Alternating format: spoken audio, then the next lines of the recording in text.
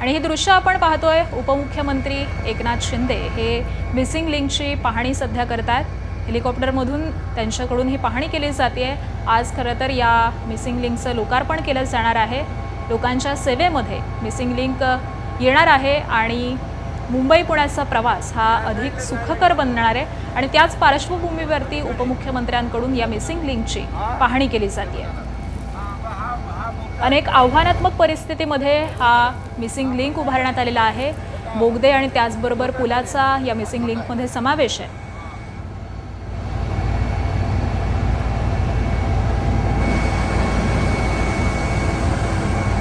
आणि त्याची सफाई पाहणी ही उपमुख्यमंत्री एकनाथ शिंदे यांच्याकडून सध्या केली जाते।